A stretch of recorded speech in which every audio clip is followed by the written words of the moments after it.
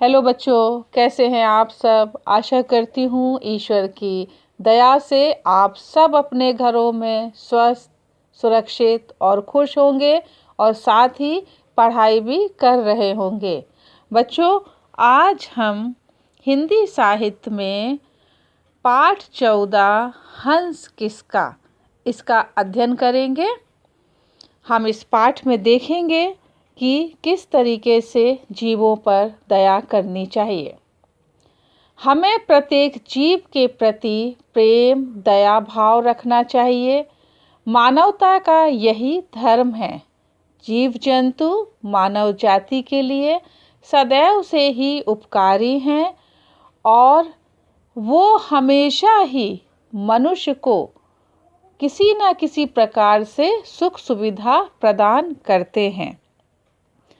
किसी भी जीव को दुख ना पहुंचाना और उन पर दया दिखाकर उन्हें सुख देना मनुष्य का सबसे अच्छा गुण है। यह गुण व्यक्ति को कैसे महान बनाता है, आइए इस कहानी से जानते हैं। पुराने समय में कपिलवस्तु नगर में राजा शुद्धोधन राज करते थे। उनका एक पुत्र था सिद्धार्थ। एक दिन सुबह के समय सिद्धार्थ महल के बगीचे में घूम रहा था। अचानक पक्षियों का चहचहाना बंद हो गया। तभी एक हंस उसके सामने आ गिरा। हंस घायल था। उसके शरीर में एक तीर लगा था और उससे खून बह रहा था। तो घायल मीन्स होता है बच्चों जिसे चोट लगी हो। सिद्धार्थ ने तुरंत हंस को गोद में उठा लिया। उसने धीरे से हंस के शरीर से तीर बाहर निकाला। पास ही के सरोवर से पानी लाकर घाव धोया। सरोवर मतलब होता है बच्चों तालाब या जलाशय। उसने अपना दुशाला फाड़कर उसके घाव पर पट्टी बांध दी। दुशाला दुपट्टा फाड़कर उसने उसके घाव पर पट्टी बांध दी। तो दुशाला मतलब होता है दुपट्टा। वह प्यार से हंस के शरीर पर हाथ फेरने लगा।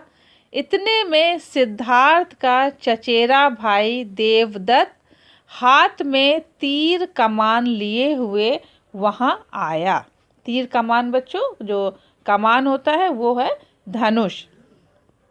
वह बोला, यह हंस मुझे दो, मैंने ही अपने तीर से इसे घायल किया है। यह हंस मेरा है।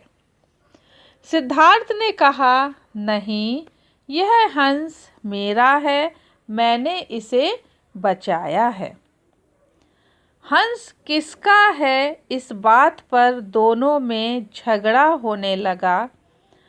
सिद्धार्थ ने कहा, चलो पिताजी के पास चलते हैं, वे ही निर्णय करेंगे कि हंस किसका है। निर्णय मतलब बच्चों फैसला। दोनों हंस को लेकर राजा की सभा में पहुंचे। दोनों ने अपनी अपनी बात राजा के सामने रखी। राजा ने थोड़ा विचार करने के बाद कहा, हंस को सभा के बीच में रख दिया जाए। दोनों राजकुमारों में से जिसके पास भी हंस अपने आप जाएगा, हंस पर उसी राजकुमार का अधिकार होगा। हंस को सभा के बीच में रख दिया गया। अधिकार मीन्स बच्चों हक। हंस को सभा के बीच में रख दिया गया। देवदत्त के बुलाने पर हंस डर से कांपने लगा और उससे दूर जाने लगा। फिर सिद्धार्थ ने प्यार से आवाज़ देकर हंस को बुलाया। हंस तुरंत सिद्धार्थ की गोद में आकर बैठ गया। वह प्यार से उसे सहलाने लगा। राजा ने अपना निर्णय सुनाया। निर्णय मतलब बच्चों फैसला, जो मैंने आपको अभी बताया। हंस सिद्धार्थ का है।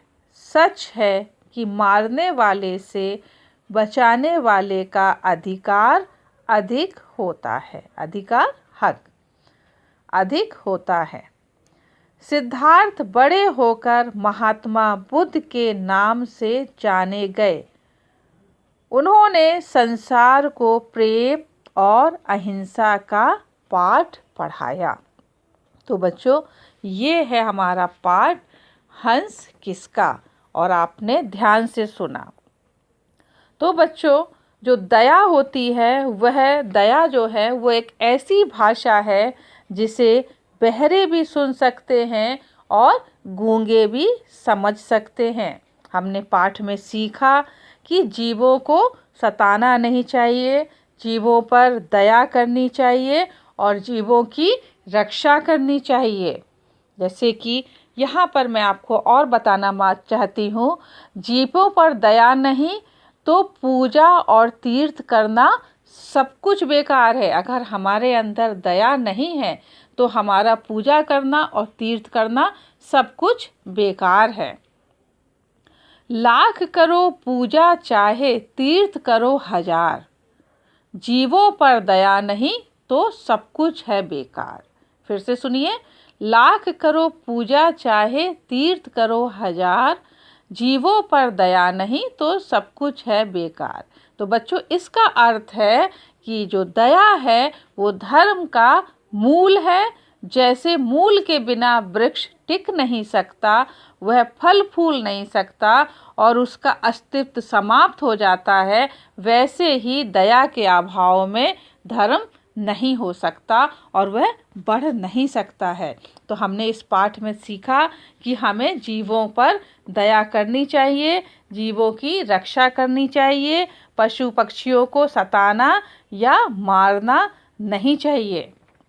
क्योंकि हमने देखा जब कि देवदत्त ने तीर से उसको हंस को मारा और जब वो आता है वहाँ पर तो क्या कहता कि ये हंस मुझे दो, मैंने ही अपने तीर से इसे घायल किया है, ये हंस मेरा है, यानी इस हंस पर मेरा अधिकार है। लेकिन सिद्धार्थ कहता है नहीं, ये हंस मेरा है, मैंने इसे बचाया है। और राजा ने जब निर्णय दिया कि हंस को बीच सभा में रख दिया जाए, जिसके पास भी हंस अपने आप जाएगा उस पर हंस का अधिकार होगा। तो देखा आपने बच्चों कि जब हंस को सभा में रख दिया गया और देवदत्त के बुलाने पर हंस डर से कांपने लगता है, दूर जाने लगता है, लेकिन जैसे ही सिद्धार्थ उसे प्यार से आवाज़ देता है तो हंस तुरंत सिद्धार्थ की गोद में बैठ जाता है ना बच्चों। तो देखा ना कि प्रत्येक जीव के प्रति हमारे मन में प्रेम और दया का भाव होना चाहिए और पशु पक्षियों पर, जीवों पर हमें दया करनी चाहिए, इन्हें सताना नहीं चाहिए। आशा करती हूँ बच्चों आज का पाठ आपको अच्छे से समझ में आ गया होगा। इस पाठ के जितने भी अभ्यास कार्य हैं आप स्कूल वेबसाइट से देखकर अपनी कॉपी में लिखें और याद करें।